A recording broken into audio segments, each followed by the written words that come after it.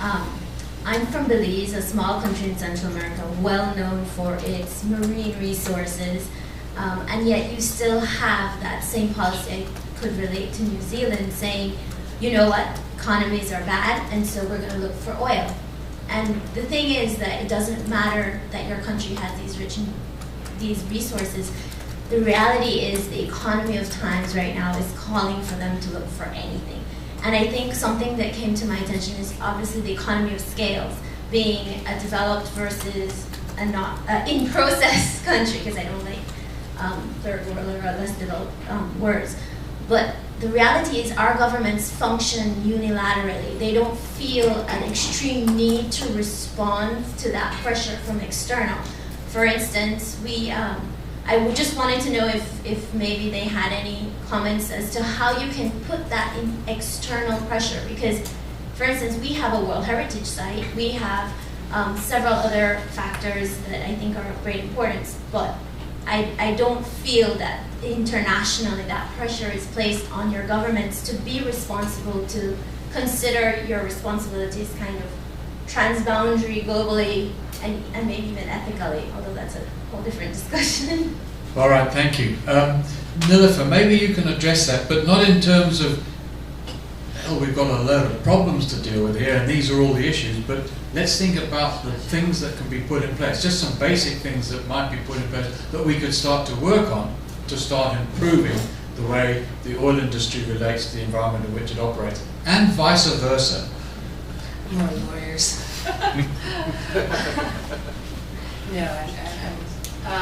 No, absolutely. Pressure, well, civil society, of course, is really, I mean, that is really what has influenced, along with lawyers, civil society has had a big impact on the oil industry. They do, I mean, they know that they're really not liked very much. So when something like this happens, it makes it even worse. So I think it's very important for civil society to be vigilant, but perhaps we need to pay attention, which, you know, in areas like Nigeria, and the IUCN, of course, because we have a special organization that includes governments.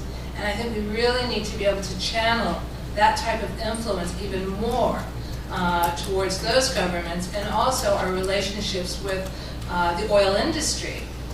We have to call upon them to be much more responsible in areas where they're not under the same type of media and government pressure.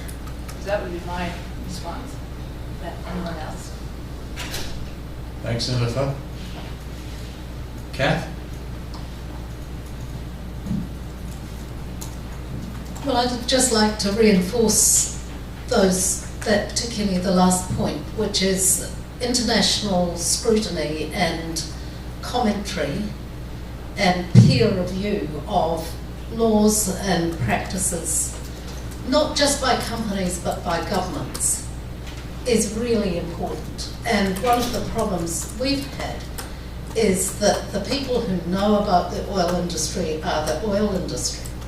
And so our Ministry for the Environment has taken its cues from the oil industry, not from the international expert community.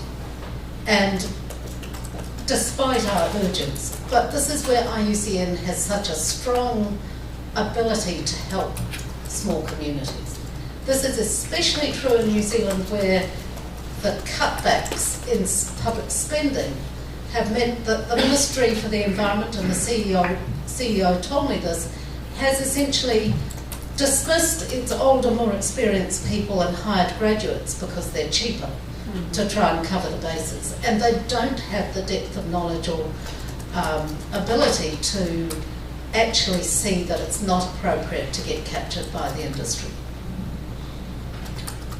Let me just add here that what we have observed in the case of Nigeria is that without pointing any finger to anybody, but the sources of pollution, or the cause of the pollution is, of course, the oil industry has a big role and has a very important role.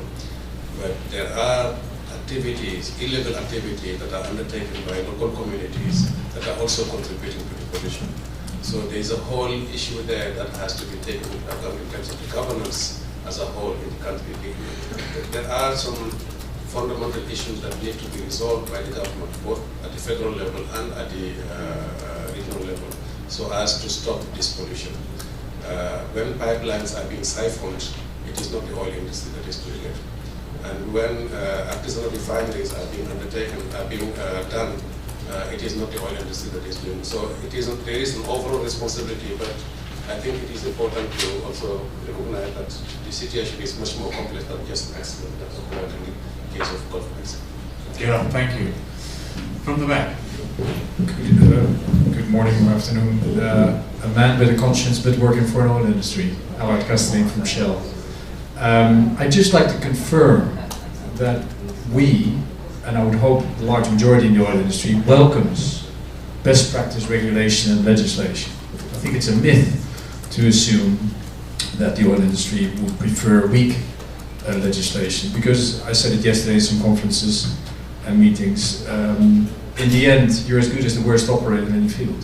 So it's no use of any one company having standards or norms or performance expectations if other companies can get away with far less and subsequently create havoc and cause accidents and incidents that the whole of the world and the planet and the communities suffer from, including I as a citizen of this planet.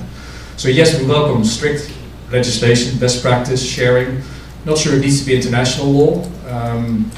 I think good national laws and best practice national laws could be just as effective and possibly, quite likely, much easier to implement, because the worst thing we could get is a lowest common denominator. So that's one comment I'd like to make. So in support of what I've heard with regards to what is essential going forward. And perhaps if you would allow me, Mr. Moderator, one or two comments regarding activities and follow-up in Nigeria, because I happen to know a little bit about it as well. I agree with Mr. Chaw's presentation. I'd just like to confirm that although the government only announced its follow-up very, very recently, the company in Nigeria, SPDC, has not necessarily agreed with all the conclusions in the UNEP report, but it has embraced and acknowledged all the recommendations of the report.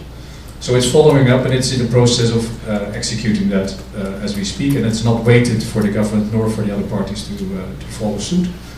And the final thing I'd say is transparency is vital in all of this. So it's not only my word you need to believe, or our SPDC company in Nigeria would need to trust, it's the transparency and the oversight. So the extent to which IUCN, as it is doing in Nigeria with its panel, but elsewhere on regulation, legislation, compliance, entities and bodies like IUCN could provide that transparency, I think that's most welcome and essential to continue collaboration going forward in whatever direction we're headed. So my support for those suggestions. All right, thank you for those comments. Just very quickly to wrap it up. Can I comment? No, you can continue outside. Just a quick wrap up. What can this group take forward as part of IUCN to continue this dialogue and start putting some of the ideas into practice? We've got 2 minutes. Another panel is coming in here at 1. Last word. No, I'm not giving Shell the last word. What can we take forward? Kath.